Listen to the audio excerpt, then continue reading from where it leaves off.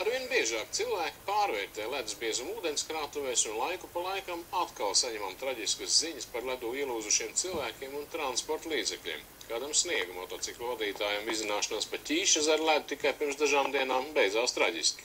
Šodien glābēji konstatēja, ka arī jūrā pie Kauguriem ielūzuši mašīnu un brīdī, kad notikuma vietā ieradās degpunktā komanda, bija skaidrs, ka visticamāk tas noticis naktī, jo aculiecinieki nebija atrasts un nebija skaidri nedz arī apstākļi, ne arī autovadītāju motīvu un jautājumu bija daudz vairāk nekā atbilžu.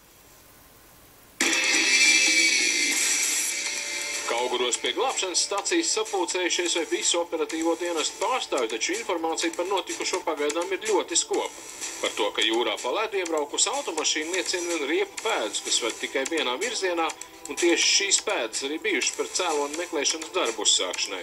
Uztraucošā situācija pamanīta šodien 9 no rīta. Ierodoties uz darbu, tika konstatēts fakts, ka ir mašīnas pēdas jūrā, kuras beidzās pie ledus malas. Ielēnot iekšā, zem ūdens konstatējām faktu, ka mašīnai visi logi ir atvērti, lūka atvērta un cilvēku iekšā nav.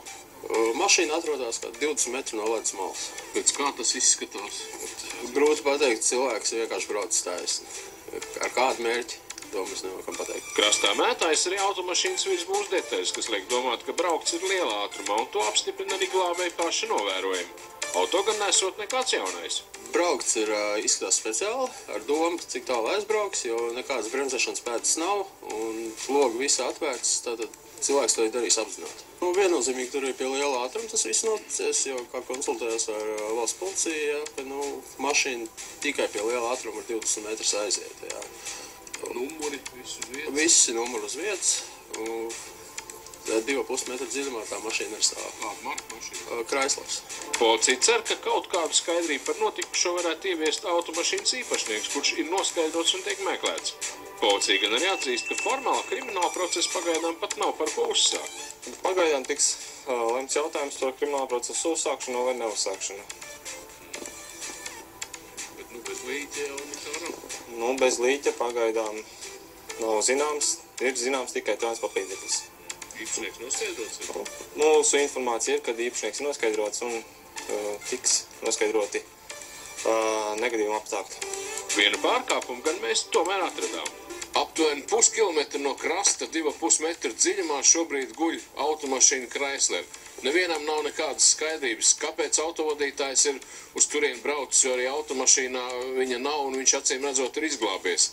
Policijas darbinieki šobrīd spriež, ko un kā izmeklēt, jo it kā šis vadītājs arī neko nav pārkāpis, izņemot zīmi iebraukt aizliegts. Iespējamā notikušā versija ir daudz, sākot no auto zādzības un beidzot ar mēģinājumu saņemt apdrošināšanu vai neizdevušos pašnāvības mēģinājumu. Pagaidām arī nav zināms, kas atrodas auto bagāžniekā, un arī izcelt to pagaidām nav iespējams. Kārlis Sežants, Ilgars Vīdemeks, Ansbergs, Degpunktā. Jā, un jau pēc sižeta sagatavošanas saņēmām ziņu, ka policija ir atradusi automašīnas īpašnieku, kurš paskaidrojas, ka sastrīdējies ar savu draudzeni un nav savaldījis emocijas. Pēc ielūšanas ledainai ūdenī viņš pats no auto izkļūs un devies mājās, bet kā šo soli novērtēs vīriešu draudzeni laiks rādīs. Bet šis tik tiešām nav vienīgais gadījums. Pēdējās dienās mēs saņemam arvien vairāk informācijas par ielūzušiem spēkratiem visā Latvijā. Piemēram, Božu ūdenskrātuvē vienas dienas laikā ielūzuši pat 2 spēkrati, piedevām ļoti tuvu viens otram, bet Gulbenē glābēji glābuši kādu pārgalvīgu braucēju, kurš ar savu BMW ielūza Emzes parka dīķī.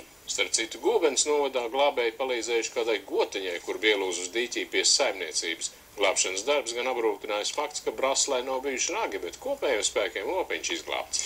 Cik ekstrēmi autobraucēji mēdz uzvesties Latvijas aizslušās upēs un ezeros, redzēsiet mūsu šī vakara raidījuma pēdējā stāstā. Pavadot brīvdienas kopā ar ģimeni, Kaspars bijis liecinieks kādam ambizantam un reizē traģiskam notikumam. Mēs redzējām, ka divas mašīnas uz ledus bija uzbraukuši, jā, un kad izlēma apstīties, kā viņiem tur veicās ar ziemas priekiem, jā, tad, atbraucām otro reizi atpakaļ un mašīna bija ielūgusi. Laikam ledus pārāk mīksts bija un viņš pabraukāja un ielūza. Šajā negadījumā cieta tikai auto, jo cilvēki laicīgi pametuši savu braucamrīku. Tomēr Latvijā netrūkst pārgalvju, kas ikdienu riskē ar savu dzīvību, un jāteic paldies Dievam, ka nav daudz gadījumu, kad šādas izklaides beigušās traģiski. Šogad mēs esam saņēmuši jau 3 izsaukumus uz negadījumiem tieši saistībā ar tehniku, kas ir braukājis par ledu, cilvēkiem, kas ir ielūzuši ar savu tehniku, un par nožēlu ir viens arī traģisks negadījums, kur jaunietis braukāja sniega moci un ielūza ledu Ķīšezarā, Milgrauju kanālā. Glābējiem svarīgākais ir cilvēks un tikai pēc tam auto. Tāpēc nebrīnieties, ja viņi atsakās jūsu spēku izvilkt no ezera. Ja konstatēsim to, ka tā ir ļaunprātība bijusi, tad apzināta rīcība no šī braucēja puses, tad mēs noteikti piedzīsim, caur tiesu piedzīsim tos iztērētos līdzekļus par šīs mašīnas evakuāciju, izvilkšanu no ūdens. Savu auto izpestīšanu no ezera dzīvēm varat uzticēt arī privātiem nirējiem. Tomēr jārēķinās ar krietnu naudas summiņu. Vidēji mašīnas izvilkšana no kāda objekta varētu maksāt 300 līdz 500 lati, atkarībā no tā, kādā dziļumā atrodas mašīna, cik tālu no krasta atrodas un kādi ir ūdens tilpnes apstākļi vietējie, vai tur ir traumas. Tieši nepiemērotie laika apstākļi bijuši par iemeslu BMW markas automašīnas ielūšanai. Biezais sniegs un ledus ir ļoti viltīgs un bīstams. Tas nozīmē, ka šis sniegs strādā kā temperatūras izolators. Viņš neļauj tam salam tik klāt pie tā ledus, un kaut arī sals ir liels, jo biezāk šī sniega kāta, viņi nemaz nelaiž klāt šo salu pie ledus. Un ūdens savukārt ir siltāks par šo ledu, protams, viņa pozitīva temperatūra, un viņš kausē no apakšas. Rīgas doma jau sen izdevusi likumu, kas aizliedz galvaspilsētas administratīvajā teritorijā ar auto braukt uz ledus. Arī tajās vietās, kur tas nav aizliegts, protams, nebūtu vēlams braukt uz ledus, jo pirmkārt ledus biezums ir dažāds. Viņš ir atkarīgs gan no straumēm, gan ūdens siltuma, un līdz ar to var rasties dažādi negadījumi. Lai justos droši uz ledus, jāzina, ko darīt, ja pakļūstat zem tā.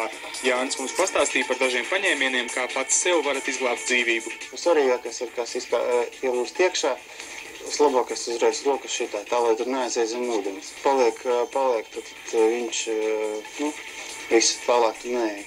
Svarīgākais ir saglabāt mieru un ar muguru tuvoties ledumu. Jācenšas ar rokām atspiesties pret ledu un kaut nedaudz izcelties no ūdens. Vislabāk uz ledus tiksiet ar velšanās metodi.